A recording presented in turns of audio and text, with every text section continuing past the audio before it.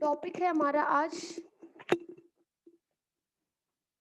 Alpha beta D के gamma तो नहीं करेंगे, लेकिन उससे पहले लास्ट में कल हमने रेडियो एक्टिविटी का फिनोमिना जो है वो हम कर रहे थे। Radioactivity we were doing. आप लोगों की 10 बजे कोई क्लास है क्या? 10 बजे क्लास? आवाज बहुत धीमे है। बेटा जब आप लोगों के पास ये रिकॉर्डिंग जाती है तो इसकी आवाज बिल्कुल ठीक होती है, पता नहीं प्रॉब्लम क्या है। अभी ठीक आ रही है? Yes ma'am. 10 बजे कोई क्लास है आप लोगों की या 10 सवा 10 बजे है? 10:15 बजे। ठीक है, तो सवा 10 बजे तक अपनी क्लास कंटिन्यू करेंगे। आज थोड़ी क्लास लेट स्टार्ट की है। Yesterday we were doing the phenomena of radioactivity. Radioactivity में मैंने आपको बताया था इट्स अ स्पॉन्टेनियस प्रोसेस। ठीक है, इसमें जो एलिमेंट है रेडियो एक्टिव एलिमेंट, वो क्या करते हैं, सेल्फ डिसइंटीग्रेट होते रहते हैं। मतलब धीरे धीरे उनका जो मास है वो क्या होता रहता है, कम होता रहेगा, डिसइंटीग्रेशन होगा। डीके का प्रोसेस इन एलिमेंट्स में होता है और ये एलिमेंट्स मेनली वो एलिमेंट्स होते हैं जिनका mass number is about 85। Mainly जिनका मास नंबर 85 से अबव होता है उन एलिमेंट्स को हम क्या कहते हैं, रेडियो एक्टिव एलिमेंट्स बोलते हैं। बिकॉज जैसे जैसे मास नंबर 85 से ज्यादा होगा दीज एलिमेंट्स बिकम्स अनस्टेबल। ये अनस्टेबल बन जाते हैं क्योंकि नंबर ऑफ प्रोटॉन्स इंक्रीज करते हैं और ये प्रोटॉन्स क्या करते हैं, रेड्यूस कर देते हैं किसको, बाइंडिंग एनर्जी पर न्यूक्लियन को रेड्यूस कर देते हैं। सो दैट ये जो एलिमेंट है वो इजीली क्या होता रहता है, डिसइंटीग्रेट होता रहता है, क्योंकि इनकी binding energy per nucleon mass number बढ़ने से क्या होती जाती है, डिक्रीज होती जाती है। देखा था ना हमने वो कर्व, पहले यहाँ पे 8.5 8.7 थी मेगा इलेक्ट्रॉन वोल्ट किसकी, आयरन की सबसे मैक्सिमम। और फिर धीरे धीरे देखा यूरेनियम 238 जो देखा था हमने, उसकी जो एनर्जी थी वो I think 7.5 mega electron volt आ गई थी बाइंडिंग एनर्जी पर न्यूक्लियन की बात कर रही हूँ मैं। तो आप देख रहे हो, आप लेफ्ट से राइट जा रहे हो तो मास नंबर इंक्रीज कर रहा है और मास नंबर इंक्रीज करने से जो एलिमेंट है वो अनस्टेबल हो जाता है और अनस्टेबल होने की वजह से उसकी binding energy per nucleon reduce होती जाती है। और ऐसे एलिमेंट्स को हम क्या कह रहे हैं, रेडियो एक्टिव एलिमेंट्स बोल रहे हैं, जिनके अंदर रेडियो एक्टिविटी की फिनोमिना होती है। ये सब हमने कल डिस्कस कर लिया था। आज जो तीनों टाइप की रेडिएशन हमने देखी थी, अल्फा बीटा और गामा रेडिएशंस, उनके बारे में हम स्टडी कर चुके थे। आज हम ये देखेंगे कि जो ये डीके होता है, इस रेडियो एक्टिव डीके से रिलेटेड कुछ लॉज होते हैं जिनको हम स्टडी करने वाले हैं। तो फर्स्ट टॉपिक आज हम स्टडी करेंगे laws of radioactive disintegration।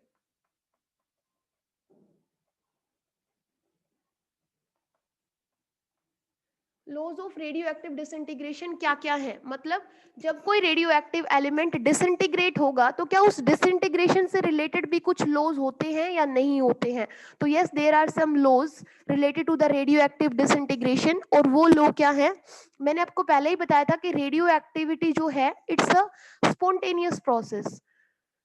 Radio activity is a spontaneous process. मतलब स्पॉन्टेनियस प्रोसेस का मतलब क्या है, क्या ये एनवायरमेंटल इफेक्ट्स, मतलब एनवायरमेंट के अंदर जो चेंजेस होते हैं उनकी वजह से इफेक्ट होती है। तो radioactivity is a spontaneous process, does not depend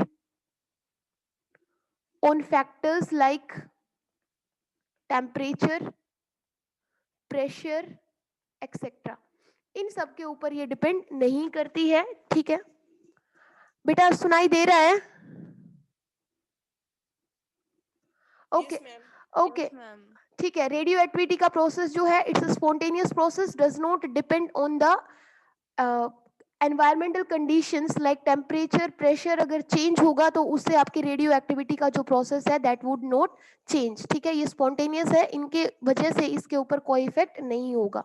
second क्या है आपके पास, जब आपको पता है कि रेडियो एक्टिव एलिमेंट डिसइंटीग्रेट हो रहा है तो इसका मतलब एटम डिसइंटीग्रेट हो रहा है ना, क्योंकि स्मॉलेस्ट एंटिटी क्या है, एटम है। अभी तो हम जानते हैं एटम के अंदर न्यूक्लियस, प्रोटॉन्स, न्यूट्रॉन्स, इलेक्ट्रॉन्स। तो कहने का मतलब ये है कि रेडियो एक्टिविटी डिसइंटीग्रेशन के अंदर आपके पास एटम डिसइंटीग्रेट होगा।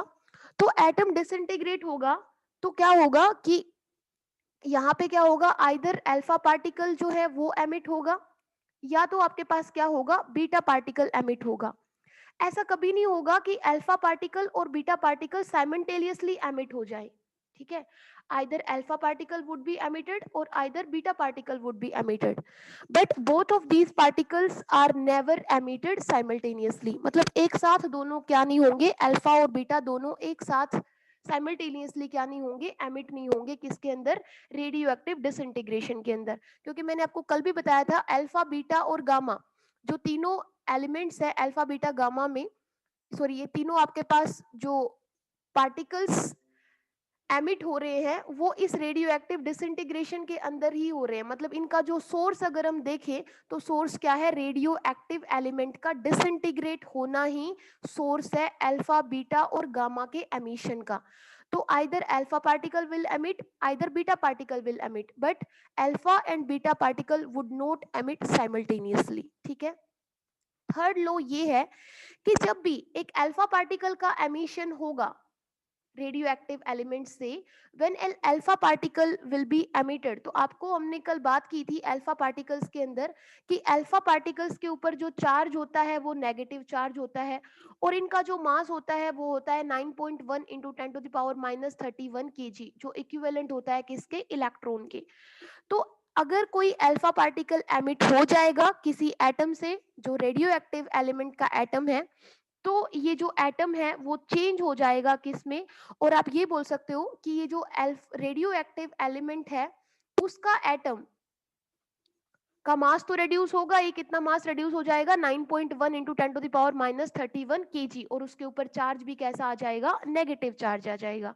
तो इसका मतलब ये जो एटम है वो एक नया एटम बन जाएगा अल्फा पार्टिकल का एमिशन करने के बाद, न्यू एटम जिसका यस चार्ज जो है वो रिड्यूस हो जाएगा, ठीक है। अल्फा पार्टिकल, एक मिनट, अल्फा पार्टिकल पे आपके पास चार्ज होता है +2, यही होता है ना, सॉरी नेगेटिव गलत बता दिया आपको। देखिए बेटा, अल्फा पार्टिकल आपका एक हीलियम न्यूक्लियस है जिसके ऊपर चार्ज होता है +2, मास नंबर होता है 4। तो अल्फा पार्टिकल के एमिशन से जो जिस एटम में से ये अल्फा पार्टिकल एमिट हो रहा है उस एटम का मास नंबर डिक्रीज हो जाएगा 4 से और चार्ज भी रिड्यूस हो जाएगा कितने से, 2 से। तो याद रखें जब एक बीटा पार्टिकल का एमिशन होगा तो बीटा पार्टिकल, मैंने अभी आपको बताया था कि बीटा पार्टिकल के ऊपर चार्ज होता है नेगेटिव और इसका मास नंबर होता है जो एक इलेक्ट्रॉन का होता है।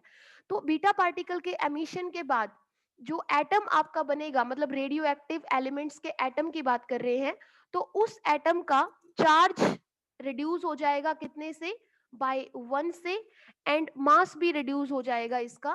तो ये 4-5 लॉज है, इनको आप याद रखें कि रेडियो एक्टिव एलिमेंट एक स्पॉन्टेनियस प्रोसेस है।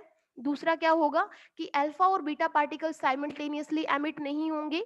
अल्फा पार्टिकल के एमिशन से जो एटम आपका बनेगा रेडियो एक्टिव एलिमेंट उसका मास नंबर भी रिड्यूस हो जाएगा 4 से, चार्ज भी डिक्रीज हो जाएगा 2 से। इसी तरीके से बीटा के एमिशन से भी उसका चार्ज रिड्यूस हो जाएगा 1 से और मास भी क्या हो जाएगा, चेंज हो जाएगा। तो ये कुछ लॉज है। सबसे मेन और important law of radio activity disintegration, और वो क्या है कि जो नंबर ऑफ डिसइंटीग्रेट आपका जो एटम है वो डिसइंटीग्रेट होता रहेगा। तो एक सेकंड के अंदर जितने नंबर ऑफ एटम्स डिसइंटीग्रेट हो रहे हैं वो प्रोपोर्शनल होगा किसके, number of radio active elements present in the sample at that time. इसको थोड़ा सा समझते हैं क्या है। सपोज करते हैं कि नंबर ऑफ एटम्स 1 सेकंड के अंदर या पर सेकंड एक एलिमेंट में से जितने नंबर ऑफ एटम्स डिसइंटीग्रेट हुए हैं, मतलब रिड्यूस हुए हैं, उनका डीके हुआ है, वो डायरेक्टली प्रोपोर्शनल होगा कि उस इंस्टेंट पे बाकी कितने बच गए हैं नंबर ऑफ एटम्स। सपोज करते हैं कि यहाँ पे आपके पास, जिसको हम बोलते हैं कि आपके पास एक लो भी है, डीके लो। ये डीके लो क्या बोलता है, ये इसका जो 5th लो है रेडियो एक्टिव डिसइंटीग्रेशन का, उसी से आया है। सपोज करते हैं कि कोई एक एलिमेंट है रेडियो एक्टिव एलिमेंट, उसमें एन नोट क्या है, इसको प्लीज ध्यान से समझना। टोटल नंबर ऑफ एटम्स है, ठीक है, जो ओरिजिनली उस एटम में क्या है, उस एलिमेंट में प्रेजेंट है। ओरिजिनली उस कोई रेडियो एक्टिव एलिमेंट में टोटल कितने एलिमेंट्स हैं, एन नोट, यहाँ पे टाइम कितना है, 0, ठीक है। अब अगर हम देखें कि at time T equal to 0 आपका जो एलिमेंट है वो एक फ्रेशली आपने किसी एलिमेंट से एक उसका एक पीस लिया है, यहाँ पे ये समझ के चलते हैं कि बिल्कुल इनिशियल कंडीशन है, सपोज यहाँ पे डिसइंटीग्रेशन स्टार्ट ही नहीं हुआ है, तो ये ओरिजिनल नंबर ऑफ एटम्स हो गए N naught at time T equal to 0। अब एन जो है वो है total number of atoms left undecayed in a sample at time T, कि टी जब टाइम है उस टाइम पे एन क्या है, नंबर ऑफ एटम्स है जो कि कैसे हैं, अनडिकेड है, मतलब इनमें अभी डिसइंटीग्रेशन नहीं हुआ है, या इतने एलिमेंट्स अभी बाकी हैं जो कैसे हैं, अनडिकेड है, ठीक है, कितने टाइम पे, टी टाइम पे। अब यहां से अगर हम ये लगा लें कि डी एन क्या है, वो स्मॉल नंबर ऑफ एटम्स हैं, स्मॉल नंबर ऑफ एटम्स जो कि क्या हो रहे हैं, डिसइंटीग्रेट हो रहे हैं, कितने टाइम में, dt टाइम में, ठीक है, कि स्मॉल टाइम dt के अंदर कितने नंबर ऑफ एटम्स डिसइंटीग्रेट हो गए, मतलब डीके हो गए, या फिर ये बोल सकते हैं कि उस मास में से जिसका रेडियो एक्टिव एलिमेंट जिसका मास आपने ओरिजिनली m लिया था, उस m में से हर बार dn एटम्स dt टाइम में क्या हो जाते हैं, डिसइंटीग्रेट हो जाते हैं, रिड्यूस हो जाते हैं, कम हो जाते हैं। तो समझ गए, एन नोट क्या है, ओरिजिनल एटम्स कितने हैं at time T equal to 0, मतलब ये मान लीजिए कि यहाँ पे डिसइंटीग्रेशन स्टार्ट नहीं हुआ है, तो ओरिजिनली एन नोट एटम्स हैं। एन क्या है, total number of atoms left undecayed in time T, जब टाइम टी है तो उस टाइम पे जो नंबर ऑफ एटम्स जो अनडिकेड रह गए हैं वो है एन, और डीएन क्या है, वो नंबर ऑफ एटम्स जो स्मॉल टाइम dt के अंदर क्या होते जा रहे हैं, डिसइंटीग्रेट होते जा रहे हैं, ठीक है, इतना समझ आया। अब यहां से हमें निकालना है रेट ऑफ डिसइंटीग्रेशन, कि जो ये एलिमेंट हमने लिया है रेडियो एक्टिव एलिमेंट, उसका जो रेट ऑफ डिसइंटीग्रेशन है ऑफ द एलिमेंट वो क्या होगा, तो वो होगा यहां से, ये जो रेट ऑफ डिसइंटीग्रेशन है ये आर से हम इसको डिनोट करेंगे, और ये इक्वल होगा minus D N by D T, मतलब रेट ऑफ डिसइंटीग्रेशन मतलब वो रेट जिससे आपका एलिमेंट डिसइंटीग्रेट हो रहा है, डीके हो रहा है, रिड्यूस हो रहा है ना, मतलब उसमें से रेडिएशंस एमिट होंगी तो मास कम होगा, मतलब एलिमेंट का डिसइंटीग्रेशन होगा, तो वो जो रेट है वो इक्वल होगा और माइनस होगा dn बाई dt के। अब dn तो क्या है, वो नंबर ऑफ एटम्स जो dt टाइम में क्या हो रहे हैं, डिसइंटीग्रेट हो रहे हैं। अब यहाँ पे माइनस साइन क्यों आया है, माइनस साइन इसलिए आया है क्योंकि जो ये n आप देख रहे हो, नंबर ऑफ एटम्स अनडिकेड, ये धीरे धीरे जैसे जैसे टाइम बढ़ता जाएगा ये धीरे धीरे जो नंबर ऑफ एटम्स है ये रिड्यूस होते जाएंगे, ठीक है, इसलिए हम यहाँ पे क्या लगा रहे हैं, माइनस, कि जो रेट ऑफ डिसइंटीग्रेशन है वो धीरे धीरे टाइम के साथ जो नंबर ऑफ एटम्स है उसको डिक्रीज करता जाएगा, that's why we are putting the sign minus. या फिर आप ये समझ सकते हो कि रेट ऑफ डिसइंटीग्रेशन माइनस इसलिए होता है क्योंकि आपका एलिमेंट डीके होता रहता है, डिसइंटीग्रेट होता रहता है, that's why we are putting minus sign in front of dn by dt। dn by dt क्या है, समझ गए यहां तक, हाँ तमन्ना हो गया क्लियर, यहां तक अगर किसी को कोई डाउट है तो प्लीज बताइए। देखिए ये एक इम्पॉर्टेंट लॉ है, ठीक है, एग्जाम पॉइंट ऑफ व्यू से भी इम्पोर्टेंट है, तो अगर यहाँ तक कोई भी दिक्कत है तो बता दीजिए, क्योंकि आगे इसके ऊपर डेरिवेशन है, प्रॉब्लम हो जाएगी अगर नहीं समझ आया तो। चले आगे, ओके। अब देखिए बेटा, यहां से हमने लिख लिया कि हमारा r किसके इक्वल है, minus D N by D T के इक्वल है, ठीक है, and according to the law of radioactive decay या रेडियो एक्टिविटी का जो लॉ है उसके अकॉर्डिंग क्या है कि रेट ऑफ, मैंने आपको बताया था नंबर ऑफ एटम्स डिसइंटीग्रेटेड पर सेकेंड, ठीक है। तो नंबर ऑफ एटम्स डिसइंटीग्रेटेड पर सेकेंड वो ये है, मतलब dn एटम्स dt टाइम में क्या हो रहे हैं, डिसइंटीग्रेट हो रहे हैं।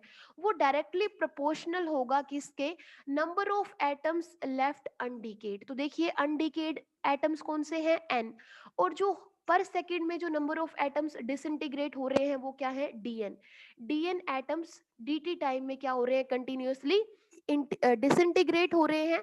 तो rate of radio activity disintegration, sorry, law of radio activity of disintegration ये कहता है कि नंबर ऑफ एटम्स डिसइंटीग्रेटेड पर सेकेंड वो डायरेक्टली प्रोपोर्शनल होगा किसके, नंबर ऑफ एटम्स लेफ्ट अनडिकेड। तो ये है नंबर ऑफ एटम्स लेफ्ट अनडिकेड, तो ये हो जाएगा यहाँ से n के डायरेक्टली प्रोपोर्शनल। इसको जब हम सोल्व करेंगे तो यहाँ से dn बाय dt किसके इक्वल हो जाएगा, लैम्डा n के इक्वल हो जाएगा। ठीक है। अब यहाँ से एक चीज देखिए कि ये है dn बाई dt और ये था डायरेक्टली प्रोपोर्शनल टू n, और यहाँ पे जब प्रोपोर्शनलिटी को रिमूव किया तो एक आ गया कांस्टेंट लैम्डा। इसको बोलते हैं प्रोपोर्शनैलिटी कांस्टेंट, या फिर कांस्टेंट ऑफ, या फिर आप बोल दो कांस्टेंट ऑफ डिसइंटीग्रेशन या डिसइंटीग्रेशन कांस्टेंट। तो लैम्डा क्या है, जो रेडियो एक्टिविटी का लॉ ऑफ डिसइंटीग्रेशन हम पढ़ रहे हैं उस डिसइंटीग्रेशन से related constants, that's why this is known as disintegration constant. अब देखिए यहाँ से dn by dt lambda n के इक्वल है, और यहाँ से dn बाई dt किसके इक्वल है, r के इक्वल है। तो हम इसको कैसे लिख सकते हैं, इसको हम ऐसे लिख सकते हैं कि यहाँ से r है dn बाई dt के इक्वल, और यहाँ से dn बाई dt के इक्वल कौन है, लैम्डा n।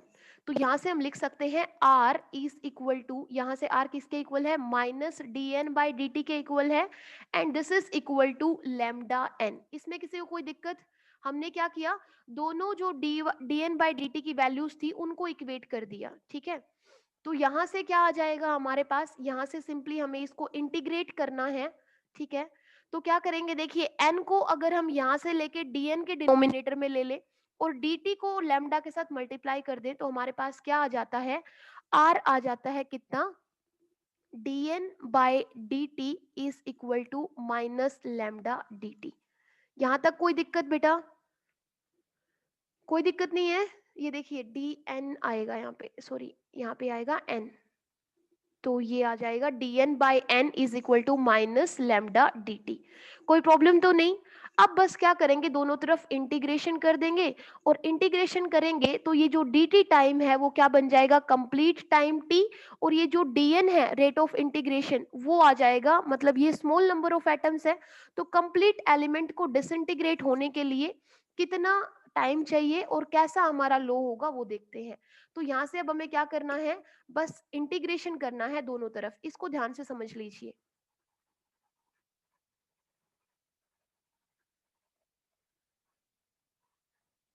ये आपके पास होगा dn बाय n, और ये होगा माइनस लैम्डा dt। तो ये लैम्डा तो कांस्टेंट है, इसको हम बाहर रख सकते हैं, तो ये हो जाएगा minus lambda disintegration of dt, sorry integration of dt।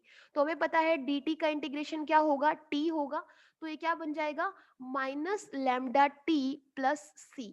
देखिए जब भी हम इंटीग्रेशन करते हैं तो इंटीग्रेशन के साथ में एक कांस्टेंट आ जाता है जिसको हम c से डिनोट करते हैं। ठीक है। वैसे नॉर्मली हम लोग फिजिक्स में इसके साथ डील करते नहीं हैं, लेकिन इस लॉ के अंदर यहाँ से ये जो c आया है, c मतलब लैम्डा t तो बन गया इसका इंटीग्रेशन, लेकिन साथ में कांस्टेंट, इस कांस्टेंट की वैल्यू हमें निकालनी पड़ेगी। और यहाँ से लेफ्ट हैंड साइड अगर आप ये करोगे इंटीग्रेशन, तो मैंने आपको बताया था 1/x dx का इंटीग्रेशन क्या होगा, log x, यही होगा। तो ये क्या बन जाएगा, ये बन जाएगा log to the base e, और ये बन जाएगा n। ठीक है। और ये बन गया माइनस लैम्डा t प्लस सी। इसमें कोई डाउट हो तो बता दीजिए। नहीं, c यहाँ पे कांस्टेंट है, कांस्टेंट ऑफ इंटीग्रेशन। ठीक है। जब एक चीज देखिए, जब हम t को कितना पुट कर दे, 0, मतलब जब आपका टाइम कितना है, 0 है, उस टाइम पे आपके पास जो n था उसको हम कितना लिखेंगे, n नोट। याद है हमने लिखा था कि जब टाइम t 0 होगा तो उस टाइम पे आपके एटम एलिमेंट में जो ओरिजिनली नंबर ऑफ एटम्स होंगे वो कितने होंगे, n नोट होंगे। तो यहाँ से जब t को आप 0 पुट करोगे तो ये n किसके इक्वल आ जाएगा, n नोट के। तो देखिए यहाँ पे माइनस लैम्डा, इसकी जगह क्या पुट करोगे 0 प्लस c, और ये बन जाएगा log to the base e, और n की जगह हम क्या रिप्लेस कर देंगे, n नोट। समझ गए? तो ये टर्म तो 0 आ गई, तो मतलब c की वैल्यू कितनी आ गई, log to the base e, और ये बन गया n नोट। कोई डाउट किसी को यहाँ तक? क्लियर है? कोई दिक्कत नहीं है? ओके। अब देखिए हमने c की वैल्यू निकाल ली। अब c की वैल्यू निकाली तो सिंपली इसी इक्वेशन में अब c की वैल्यू पुट कर देंगे। क्लियर है इशू? यहाँ से समझ लीजिए हमने ये लिया ओरिजिनल वाली कंडीशन, इनिशियल वाली कंडीशन, जब टाइम कितना है, 0 है। तो उस टाइम पे हमारे नंबर ऑफ एटम्स भी क्या होंगे एलिमेंट में, जो ओरिजिनल था। ठीक है, जब मतलब डिसइंटीग्रेशन, ये समझ लीजिए at time t equal to 0 था, तो उस टाइम पे number of atoms left undecayed वो कितना था, वो सारे के सारे ही अनडिकेड थे। तो इसलिए इसको n नोट पुट कर दिया, ये 0, और c की वैल्यू आ गई log to the base e n naught, है ना। अब बस इसकी वैल्यू पुट कर दीजिए इसी इक्वेशन में। तो देखिए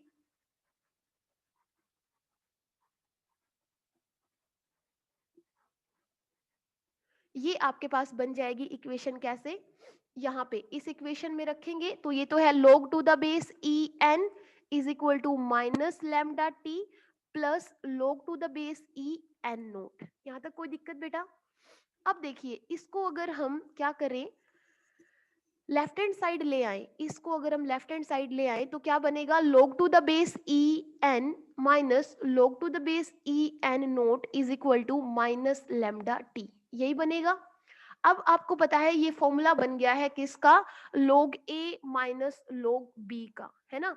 और log a माइनस b का जो फॉर्मूला है आपके पास वो क्या होता है, log a बाय b, है ना, यही होता है ना, log a minus log b का फॉर्मूला क्या होगा, log a by log b।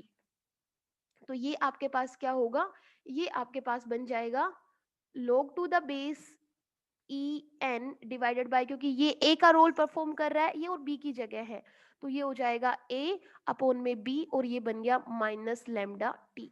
अब देखिए ये इक्वेशन आपके पास कैसे बन जाएगी, हम अब मैं आपको लोग एंटी लोग समझाने जाऊंगी तो आप कंफ्यूज हो जाओगे। आप सिर्फ इसको याद रखो कि यहाँ से n by N naught equal हो जाएगा किसके, e to the power minus lambda T, ये इसका रिजल्ट है। ठीक है, और यहाँ से इसको अगर हम यहाँ पे मल्टीप्लाई कर दे तो ये कितना बन जाएगा, n is equal to n naught e की पावर माइनस लैम्डा t। कहने का मतलब ये है कि n क्या है, नंबर ऑफ एटम्स लेफ्ट अनडिकेड, ये क्या है, original number of atoms exponentially. ठीक है, एक्सपोनेंशियल फंक्शन है ये, माइनस लैम्डा टी, मतलब यहाँ पे ये आ गया डिसइंटीग्रेशन कांस्टेंट और साथ में है टी। तो अब देखिए जैसे जैसे टाइम बढ़ता जाएगा तो ये एन नोट है वो एक्सपोनेंशियली धीरे धीरे क्या होता जाएगा, माइनस साइन है इसका मतलब ये डिक्रीज होता जाएगा एन नोट, किसके साथ, टाइम के साथ। और यहाँ पे साथ में मल्टीप्लाई है कौन सा, डिसइंटीग्रेशन कांस्टेंट। और जो भी वैल्यू एक्सपोनेंशियली इंक्रीज करती है या डिक्रीज करती है तो वो रेट नॉर्मल रेट से इंक्रीज और डिक्रीज करने से फास्ट होता है। तो ये देखिए n का मतलब number of atoms left undecayed, वो यहाँ पे क्यों क्यों लिख रहे हैं, क्योंकि एन नोट धीरे धीरे टाइम के साथ क्या हो रहा है, डिक्रीज हो रहा है। तो डिक्रीज होने से जो भी यहाँ पे आएगा उसी को हम क्या लिख रहे हैं, एन, मतलब number of atoms left undecayed. Clear है? कोई डाउट है यहाँ पे? कोई डाउट तो नहीं? चले आगे। तो ये आपके पास लो था किसका, रेडियो एक्टिविटी का, या डीके लो बोलेंगे, जिसमें नंबर ऑफ एटम्स, एन क्या है, नंबर ऑफ एटम्स लेफ्ट अनडिकेड, ये है ओरिजिनल नंबर ऑफ एटम्स जो कि धीरे धीरे डिसइंटीग्रेट हो रहे हैं, कम हो रहे हैं, इसलिए साथ में क्या आया है, e की पावर मतलब एक्सपोनेंशियल फंक्शन, माइनस मतलब डिक्रीज होना, लैम्डा डिसइंटीग्रेशन कांस्टेंट मतलब टाइम के साथ वो एक्सपोनेंशियली एन नोट क्या होता जाएगा, कम होता जाएगा। क्लियर है? अब यहां से अगर हम एक ग्राफ प्लॉट करने लग जाएं किसके बीच में, आपके पास जो नंबर ऑफ एटम्स है लेफ्ट अनडिकेड और टाइम के बीच में अगर हम ग्राफ प्लॉट करें तो देखिए आपका ये जो ग्राफ आएगा वो कुछ ऐसा ग्राफ आएगा। मतलब ये ओरिजिनल नंबर ऑफ एटम्स थे एन नोट, और ये देखिए टाइम के साथ धीरे धीरे क्या होते जा रहे हैं, कम होते जा रहे हैं ऐसे। तो यहाँ पे हम क्या लेंगे, टाइम मतलब t, एक्स एक्सिस पे हम टाइम ले रहे हैं, तो यहाँ पे ये देखिए, जब ये एन नोट, ये तो एन नोट क्या है, ओरिजिनल नंबर ऑफ एटम्स है ना, मतलब यहाँ पे आपका जो एलिमेंट है उसका डीके होना स्टार्ट नहीं हुआ है, मतलब टाइम कितना है, 0 है। तो यहाँ पे जब ये इतना हो गया तो इसको ये बोल सकते हैं कि यहाँ पे टाइम कितना है, t, और ये कितना है, एन नोट बाय 2। फिर आप देखेंगे कि ये जो टाइम है ये है 2t, लेकिन 2t के ऊपर ये कितना हो गया, एन नोट बाय 4। उसके बाद ये हो जाएगा आपके पास एन नोट बाय 8, और ये हो जाएगा 3t। इस तरीके से आपका जो ग्राफ है वो आप देख रहे हो, जो नंबर ऑफ एटम्स हैं, जो ओरिजिनल नंबर ऑफ एटम्स हैं, वो टाइम के साथ क्या होते जा रहे हैं, डिक्रीज होते जा रहे हैं। तो ये आपके पास लो था, ठीक है, किसका, रेड डी के लो या rate law of element disintegration. Clear, कोई दिक्कत तो नहीं है, प्लीज कोई दिक्कत हो तो अभी पूछ लीजिए। ठीक है बेटा, अब हम पढ़ते हैं जो हमारे पास ये जो डिसइंटीग्रेशन कांस्टेंट आया है लैम्डा, उसके बारे में।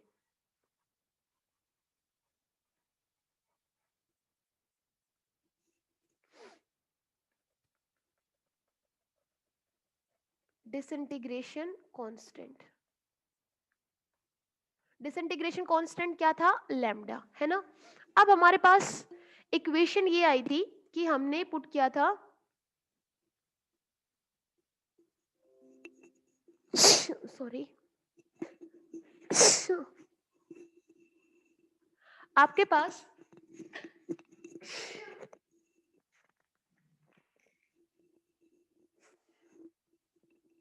लास्ट में लो ये आ गया था, n equal to N naught E की पावर माइनस लैम्डा टी। अगर हम यहां से t को, मतलब जो टाइम है उसको ये पुट कर दे, t is equal to 1 by lambda put कर दे, ठीक है, तो ये इक्वेशन क्या बन जाएगी, n नोट e की पावर माइनस लैम्डा, और t की जगह क्या पुट कर रहे हैं, 1 बाय लैम्डा। तो ये क्या बन जाएगा, ये आपके पास बन जाएगा, लैम्डा से लैम्डा कैंसिल हो गया, मतलब n इज इक्वल टू क्या बन जाएगा, n नोट e की पावर -1, यही बनेगा। तो n क्या बन जाएगा, n नोट बाय e, क्योंकि इसको डिनोमिनेटर में लिख लेंगे, तो ये बन जाएगा n नोट e की वैल्यू होती है हमारे पास 2.718, और इसको सोल्व करेंगे तो ये आपके पास आ जाएगा, n कितना बन जाएगा, n नोट, और इसको सोल्व करोगे तो यहाँ पे 1 है, सोल्व करोगे तो ये बनेगा 0.368 ऑफ n नोट, ठीक है। और इसको अगर आप परसेंट में लिखोगे तो n आपके पास आ जाएगा 36.8% ऑफ n नोट, ठीक है। तो यहां से आपके पास जो डिसइंटीग्रेशन कांस्टेंट अगर आप निकालोगे लैम्डा, तो लैम्डा क्या होगा, 1/t होगा, ठीक है। और यहाँ पे आप ये बोल सकते हो कि जो लैम्डा की यूनिट है वो क्या आ जाएगी, units of disintegration constant lambda, वो हो जाएगी 1/सेकंड है, तो मतलब सेकंड इनवर्स हो जाएगी, और आप क्या लिख सकते हो, मिनट इनवर्स हो सकती है, ठीक है। जितना भी टाइम आपके इस एलिमेंट को डिसइंटीग्रेट होने में लगेगा, वो सेकंड में हो सकता है, वो टाइम वो मिनट में हो सकता है, डे में हो सकता है, और ईयर में हो सकता है। तो अगर आपसे पूछा जाए कि आपके पास यूनिट क्या होगी लैम्डा की, तो लैम्डा की यूनिट हो सकती है सेकंड इनवर्स, मिनट इनवर्स, ये हो सकता है ईयर इनवर्स, ठीक है, हो सकता है डे इनवर्स, ठीक है बेटा। आगे चलें, कोई दिक्कत है यहाँ तक तो पूछ लीजिए, अदरवाइज आगे चलते हैं। ओके, नेक्स्ट आपके पास टॉपिक है half life of radio active element. Half life क्या होगी रेडियो एक्टिव एलिमेंट की, मतलब कितने टाइम में जो रेडियो एक्टिव एलिमेंट है, पहले अगर इनिशियली उसमें N naught element sorry atoms थे, तो कितने टाइम में जो ये एटम्स है वो क्या बन जाएंगे, एन नोट बाय 2। समझ रहे हो, मतलब कितने टाइम में ये जो एलिमेंट है वो हाफ डिसइंटीग्रेट हो जाएगा, या फिर हम ये बोल सकते हैं कि कितने टाइम में इस एलिमेंट में जो नंबर ऑफ एटम्स रहेंगे वो अनडिकेड बचेंगे, हाफ अनडिकेड बचेंगे। इसको आप दो तरीके से एक्सप्लेन कर सकते हो कि defined as the time during which the number of atoms present initially, तो वो एन नोट थे in the sample of the element decay to the half, मतलब हाफ में क्या हो जाए, डीके हो जाए, मतलब हाफ लाइफ, ठीक है। या फिर हम क्या कह सकते हैं कि जो नंबर ऑफ एलिमेंट्स अनडीके बचेंगे, तो जो total number of elements undecayed बच गए तो उसमें हाफ लाइफ कितनी होगी, ठीक है, मतलब t/2। इनिशियली अगर टाइम t था तो कितने टाइम बाद या उसकी जो हाफ लाइफ टाइम हो जाएगी तो उसमें आपके एलिमेंट्स कितने अनडीकेड रह जाएंगे या कितने डीके हो जाएंगे, ठीक है। तो यहां से आप इसको दो तरीके से समझ सकते हो। दो तरीके से कैसे, देखिए स्टेटमेंट्स जो है वो एग्जैक्ट आप बुक में से पढ़ लेना। यहाँ पे जो टाइम टी है उसको हम मान रहे हैं कैपिटल टी, और ये कैपिटल टी कौन सा ले रहे हैं, हाफ लाइफ, ठीक है। मतलब t/2 को हम क्या लिख रहे हैं, टी, ऐसे भी समझ सकते हो। लेकिन यहाँ पे जो टाइम टी है उसको हमने क्या लिख लिया, कैपिटल टी के हाफ लाइफ के। बाद में मैं प्रूव कर दूंगी कि जो ये कैपिटल टी आपने लिया है उसी को हम क्या बोल रहे हैं, हाफ लाइफ बोल रहे हैं। तो हाफ लाइफ जब होगी तो उस टाइम पे ये n क्या है, नंबर ऑफ एलिमेंट्स अनडीकेड, वो क्या होने चाहिए, जो ओरिजिनल एटम्स थे उसका कितना रह जाना चाहिए, n/n0/2। मतलब number of elements, number of atoms left undecayed वो इक्वल होगा किसके, जो ओरिजिनली एटम्स प्रेजेंट थे उसका क्या हो जाना, हाफ हो जाना। ये चीज समझ आई। हाफ लाइफ का मतलब ये है कि सपोज टी टाइम में, ठीक है, ये जो एटम्स थे जो ओरिजिनली थे उसका क्या हो गया, हाफ हो गया। मतलब ये अब क्या बन गए हैं, number of atoms left undecayed, undecayed. तो अनडीकेड कितने रह गए हैं, जो ओरिजिनली था उसका हाफ, कितने टाइम में, टी इक्वल टू जब टाइम कितना होगा, ये टी होगा, और इसी को हम क्या बोल रहे हैं, हाफ लाइफ। तो हाफ लाइफ की कंडीशन क्या है, हाफ लाइफ की कंडीशन ये है कि जो नंबर ऑफ एटम्स होंगे लेफ्ट अनडीकेड वो ओरिजिनल का क्या हो जाएगा, हाफ रह जाएगा, ठीक है। कि मतलब आधे तो क्या हो जाएंगे, डीके हो जाएंगे, और जो अनडीकेड बचेंगे वो कितने बचेंगे, n0/2। मतलब हाफ ही तो डीके हो जाएंगे और हाफ ही अनडीकेड बचेंगे, ठीक है। उसको हम क्या कह रहे हैं, हाफ लाइफ, ठीक है। एग्जैक्ट आप एक बार बुक में जाके देखोगे तो समझ आ जाएगा। बस अब हमें करना क्या है, जो हमारे पास इक्वेशन आई थी उसमें n की जगह हमें क्या पुट करना है, n0/2। हमें पता है अभी हमने लिखा था n is equal to n0 e⁻⁻λt, यही लिखा था। अब यहाँ से t की जगह तो हम क्या लिखेंगे, हाफ लाइफ टाइम जो कि कैपिटल T है, और ये जो n0 है, सॉरी n है, उसकी जगह हम क्या रखने वाले हैं, n0/2। मतलब जो नंबर ऑफ एटम्स अनडीकेड है वो कितने रह गए हैं, ओरिजिनल का हाफ। कब, जब टाइम कितना हो जाए, हाफ टाइम हो जाए या हाफ लाइफ हो जाए। तो यहाँ से टाइम टी को भी हम रिप्लेस कर देंगे किससे, कैपिटल टी से। तो ये कैसे बच जाएगा, देखो एन नोट से एन नोट कैंसिल हो जाएगा, तो ये आपके पास बचेगा 1/2 is equal to -e⁻λ t। यहाँ तक कोई प्रॉब्लम। अगर हम रेसिप्रोकल ले लें तो ये बन जाएगा 2 और ये बन जाएगा e⁻λt। समझ गए, रेसिप्रोकल लिया है तो रेसिप्रोकल लेने से यहाँ पे माइनस साइन कॉमन आके मल्टीप्लाई हो जाएगा, प्लस हो गया। ये आपके पास क्या बन गया, 2। तो ये क्या हुआ, 2 इज इक्वल टू e⁻λt। अब अगर दोनों तरफ हम लोग ले लें, ठीक है, तो यहाँ पे भी लोग 2 और यहाँ पे भी लोग e की पावर जो लैम्डा टी है, तो ये हमारे पास बन जाएगा log to the base e2 is equal to, इसका log लेंगे तो ये क्या बनेगा, देखिए इसका पहले log में सोल्व करेंगे तो ये क्या हो जाएगा, लैम्डा टी आगे आ जाएगा और log to the base e, और ये क्या बच जाएगा, सिर्फ e बच जाएगा, और ये क्या बन जाएगा, log to the base e2। फिर से समझिए, हमने log लिया तो क्या बना, ये तो बन गया log to the base e2। इसका हम log लेंगे तो देखिए लैम्प पावर का भी सोल्व करना पड़ेगा, ठीक है। तो ये आपके पास आ गया लैम्डा टी आगे log to the base e, और सिर्फ क्या बच गया, e बच गया एक्सपोनेंशियल, क्योंकि ये लैम्डा टी तो आप आगे ले चुके हो, log आपने लिया तो दोनों तरफ। तो ये आपके पास क्या बाकी रह गया है, देखिए यहाँ पे शायद आपको थोड़ी सी इंटीग्रेशन में प्रॉब्लम आए, बट छोटी छोटी टर्म्स है, इनको आप याद रख सकते हो। तो ये आपके पास आ गया log टू द बेस ई 2, क्योंकि 2 था यहाँ पे, और ये आपके पास क्या आ गया, lambda T, okay lambda T, और ये क्या बचा, log to the base e और सिर्फ एक्सपोनेंशियल फंक्शन बच गया। ठीक है, अब इसको सोल्व करेंगे। अब हमें करना क्या है, देखिए log to the base e को नेचुरल log 10 में चेंज करना है। तो नेचुरल log 10 में चेंज करने के लिए हम यहाँ पे मल्टीप्लाई करते थे, याद है 2.3026 से मल्टीप्लाइड बाय, अब ये बन जाएगा log टू द बेस 10 और ये बन गया 2 और ये बनेगा आपके पास, ये बन जाएगा लैम्डा टी। ठीक है, और log to the base e और एक्सपोनेंशियल फंक्शन उसकी वैल्यू होती है 1। तो ये सिंपली आपके पास लैम्डा टी क्या बन जाएगा, 2.303 into log to the base 10 2। मतलब ये समझिए कि log 2 की वैल्यू कितनी होती है, वो आपके पास होती है 0.3010। ठीक है, log 2 की वैल्यू होती है 0.3010। अब इनको अगर आप मल्टीप्लाई करते हो तो ये आपके पास क्या आ जाएगा, मल्टीप्लीकेशन होके ये आपके पास बनेगा कितना, 0.6931 और ये क्या बन गया, लैम्डा टी। तो हमें यहाँ से हाफ लाइफ निकालनी थी, तो हाफ लाइफ मतलब कैपिटल टी और ये कितना बनेगा 0.6931 अपॉन में लैम्डा।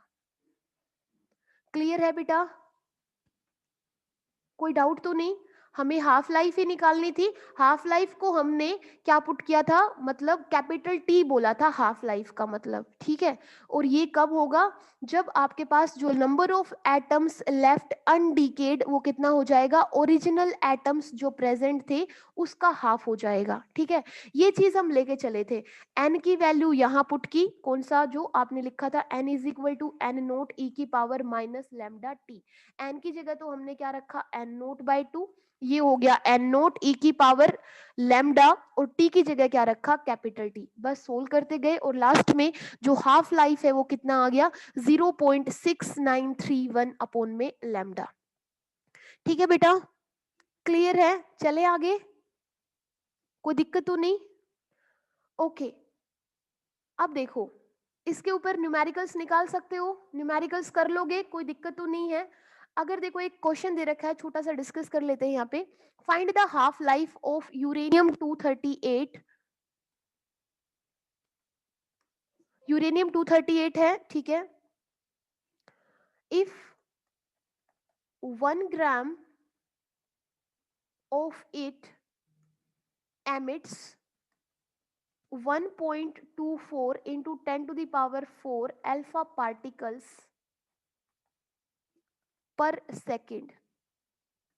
ठीक है, हमें क्या निकालना है, इसका हाफ लाइफ निकालना है ऑफ यूरेनियम 238 का। If 1 gram of it emits इतने अल्फा पार्टिकल्स। ठीक है, मतलब अगर इस यूरेनियम 238 का अगर हम 1 ग्राम ले तो वो 1 ग्राम क्या करता है, इतने अल्फा पार्टिकल्स एमिट कर देता है कितने टाइम में, पर सेकंड के अंदर। और एवोगैड्रो नंबर यहाँ से लोगे वो क्या आएगा, 6.025 इंटू 10 टू द पावर 23। तो कैसे सोल्व करोगे, हम सोल्व ऐसे करेंगे, हमारे पास जो रेट ऑफ डिसइंटीग्रेशन था वो था dn बाई dt, है ना, नंबर ऑफ एटम्स लेफ्ट, मतलब ये जो वो थे जो dt टाइम में क्या हो रहे थे, डिसइंटीग्रेट हो रहे थे। तो कितने, एक सेकंड में कितने निकल रहे हैं, ये निकल रहे हैं। तो यहाँ पे dn बाई dt किसके इक्वल हो जाएगा, 1.24 इंटू 10 टू द पावर 4, इसी के इक्वल हो जाएगा। ठीक है, और यहाँ से हम ये निकालेंगे कि number of atoms of uranium 238 इन 1 ग्राम कितने होंगे, वो होंगे एवोगैड्रो नंबर डिवाइडेड बाय आपका जो मास नंबर है। तो ये हो जाएगा कि 1 ग्राम ऑफ यूरेनियम 238 में टोटल नंबर ऑफ एटम्स कितने होंगे, तो वो होगा आपका Avogadro number 0.6.025 into 10 to the power 23 divided by इसका मास नंबर 238। मतलब 1 ग्राम यूरेनियम में टोटल नंबर ऑफ एटम्स ये हो गए, और टोटल में से जो dn बाय dt मतलब इतने एटम्स क्या हो रहे हैं, ये बोल सकते हैं कि डिसइंटीग्रेट हो रहे हैं, है ना। तो यहां से अगर आप देखो तो हमने ये भी लिखा था कि माइनस dn बाई dt, आपने लिखा था ना डायरेक्टली प्रोपोर्शनल होगा n के। तो यहां से हमने निकाला था dn बाई dt वो इक्वल था किसके, लैम्डा n के, है ना। तो यहाँ से अगर हम ये निकालें कि dn बाई dt की वैल्यू तो ये रही हमारे पास 1.24 into 10⁴ is equal to lambda, lambda अभी हमें नहीं पता, इनटू n मतलब total number of atoms at time t जो कि अनडिकेड है, तो वो ये है, तो n की वैल्यू रख दीजिए, n की वैल्यू कितनी हो जाएगी 6.025 इंटू 10⁻23 और डिवाइडेड बाय 238। यहाँ से आप किसकी वैल्यू निकाल लोगे, लैम्डा की वैल्यू, तो ये 238 यहाँ माइग्रेट हो जाएगा 1.24 इंटू 10⁴ मल्टीप्लाइड बाय 238 डिवाइड करोगे 6.025 इंटू 10⁻23 से, तो लैम्डा की वैल्यू आ जाएगी, है ना, ये लैम्डा की वैल्यू आ गई। और आपको क्या निकालना है, हाफ लाइफ निकालनी है। तो समझ गए होगे हाफ लाइफ और लैम्डा के बीच में अभी हमने रिलेशन निकाला कि lambda half life t is equal to 0.6931 divided by lambda, तो t की वैल्यू कितनी हो जाएगी 0.6931 डिवाइडेड बाय ये है लैम्डा, तो ये हो जाएगा 1.24 इंटू 10⁴ इंटू 238 मल्टीप्लाइड बाय, ये जो है ये न्यूमरेटर में चला जाएगा, तो ये हो जाएगा 0.625 इंटू 10⁻23। इसको सोल्व कर लेंगे, वो आपके पास आएगा, अब ये सेकंड्स में आ रहा है, ठीक है, लास्ट में इसको चेंज कर लेना, ठीक है, तो वो आपके पास क्या आ जाएगा, आंसर आ जाएगा।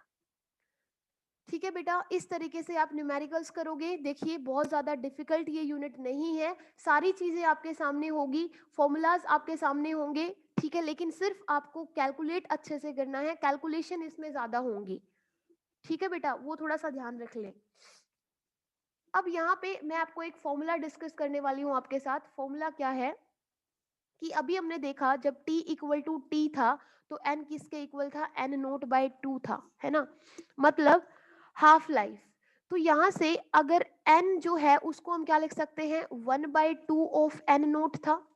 अगर हम एक और हाफ लाइफ ले ले, अनदर हाफ लाइफ ले ले, ठीक है, ये तो हाफ लाइफ हो गई, अगर एक और हाफ लाइफ ले ले तो यहाँ पे जो n अब बचेगा वो कितना होगा 1/2 इंटू एन नोट बाय 2, मतलब कितना हो जाएगा n नोट बाय 4।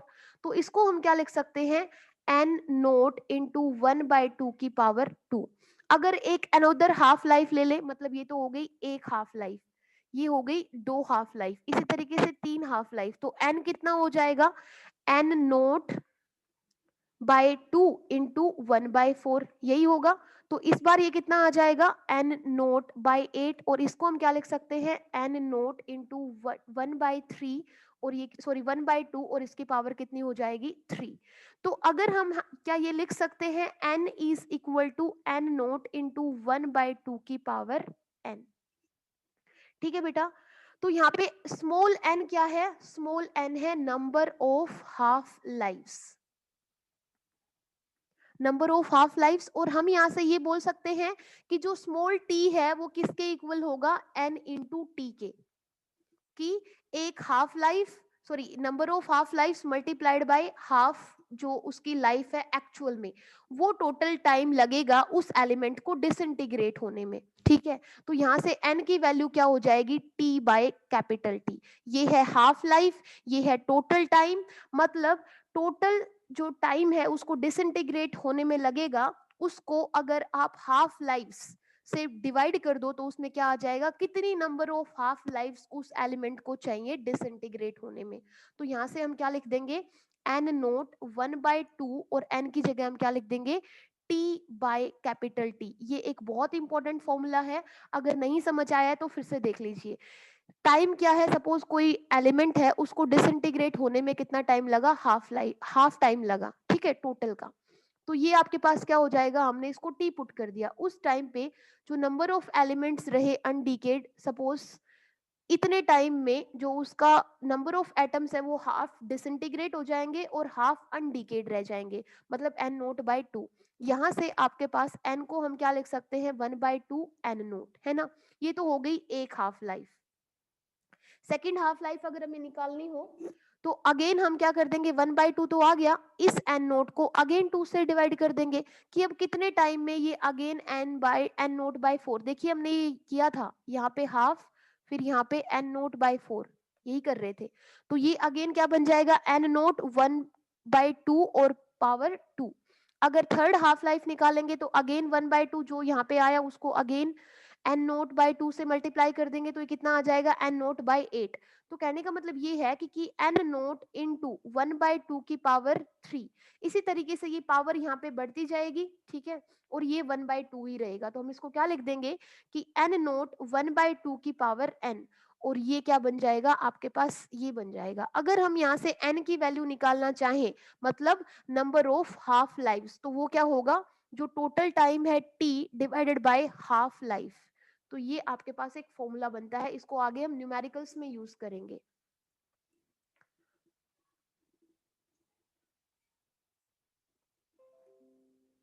ठीक है बेटा। अब यहाँ से अगर हम निकालना चाहें, अगर इसको फर्दर सोल्व करना चाहो, तो इस n नोट को क्या कर लेना, इसके डिनोमिनेटर में ले लेना। तो ये n क्या आ जाएगा, n is equal to N naught is equal to 1/2 power n को चेंज कर सकते हो। क्लियर। जैसे एक क्वेश्चन मैं आपको यहाँ पे दिखाती हूँ, the half life of radium is 3.8 days, है ना। तो ये हाफ लाइफ दे रखी है, तो ये स्मॉल टी है या कैपिटल टी है, जल्दी बताएं, जल्दी बताएं लिख के या फिर बोल के बता दीजिए। Calculate how much, capital T है, ये समझ गए। Half life of radio active element 3.8 है, मतलब कैपिटल टी दे रखा है 3.8 डेज। अब ये बोल रहा है calculate how much of 15 milligram, 15 milligram of radium will remain after 38 days। मतलब जो रेडियम है वो टोटल कितना है, 15 मिलीग्राम है। 15 मिलीग्राम डिसइंटीग्रेट हो रहा है और हमें ये बताना है कि 38 डेज बाद वो कितना बाकी रह जाएगा, समझ गए। और उसकी हाफ लाइफ, मतलब अगर वो ओरिजिनल 58 ग्राम्स है तो उसका हाफ लाइफ टाइम कितना है, 3.8 डेज। तो करना क्या है, समझ गए होंगे। यहाँ से हमें पहले तो क्या निकालना है, अभी हमने फॉर्मूला किया था n is equal to N naught into 1/2 की पावर n, यही किया था। तो अगर हम किसी तरीके से ये n निकाल ले, यही तो निकालना है हमें कि नंबर ऑफ मास जो भी है ये इसका कितने टाइम में इतना रह जाएगा, मतलब लेफ्ट अनडिकेड निकालना है। तो वो हो जाएगा एन नोट ओरिजिनली कितना है 15 मिलीग्राम, तो 15 लिख लिया, 1/2 लिख लिया। अब n निकालना है, n कैसे निकाले, मैंने आपको बताया था n का फॉर्मूला होता है t इंटू टी, यही होता है। तो इसको हम कैसे, सॉरी, आपके पास स्मॉल t जो है वो होगा n इंटू कैपिटल T, मतलब half life, number of half, और ये टाइम। अब हमें जो n निकालना है वो निकालना होगा कैसे, small t divided by t, मतलब हाफ टाइम। तो ये कितना दे रखा है हमें, इसकी टोटल 38 डेज, तो ये हमें निकालना है स्मॉल टी कितना हो गया हमारे पास 38 डेज, और हाफ टाइम कितना है 3.8, तो मल्टीप्लाई कर देंगे, ये आपके पास कितना बच जाएगा 10 हाफ्स आ जाएंगे। तो ये बन गया 15 1/2 और ये बन गया 10। इसको सोल्व करेंगे तो ये आपके पास आएगा 0.014 मिलीग्राम। ठीक है बेटा, क्लियर है, कोई दिक्कत तो नहीं है, निकाल लोगे। देखिए ये समझना जरूरी था कि कैपिटल टी का मतलब क्या होता है, स्मॉल टी का मतलब क्या होता है, एन का मतलब क्या होता है। तो अगर ये सब चीजें आपके पास क्लियर है, इसी क्वेश्चन में उसने बताया कि 38 डेज बाद उसका कितना बाकी रहेगा वो 15 मिलीग्राम में से। तो ये जो 38 दे दिया वो किसकी वैल्यू है, स्मॉल टी की वैल्यू है, ठीक है। और उसने बताया कि क्लियरली लिखा हुआ है हाफ लाइफ कितनी है 3.8 डेज है। तो इस तरीके से आपको क्वेश्चन करने होंगे। एक क्वेश्चन और देख लेते हैं, इसने लिखा है हाफ लाइफ ऑफ थोरियम, और इसका दे रखा है इसने, सपोज ये आप ले लेते हैं TH220, ठीक है, इज 55.5 सेकेंड्स है। तो calculate the decay constant of this element, मतलब आपको लैम्डा निकालना है। तो लैम्डा के लिए अभी हमने लिखा था formula, lambda is equal to 0. आपने लिखा था ना T is equal to 0.693 upon में लैम्डा, तो यहाँ से लैम्डा की वैल्यू कितनी आ जाएगी 0.693 अपॉन में टी, और ये टी क्या है हाफ लाइफ, तो वो आपको दे ही रखी है कितनी है 55.5, तो लैम्डा की वैल्यू कितनी आ जाएगी 0.693 अपॉन में 55.5। जो भी आंसर आएगा वही आपका आंसर होगा। ठीक है बेटा, इनिशियल जितना, हाँ बेटा, तो ये आपके पास यहीं पे खत्म करते हैं आज। ठीक है बेटा, इतना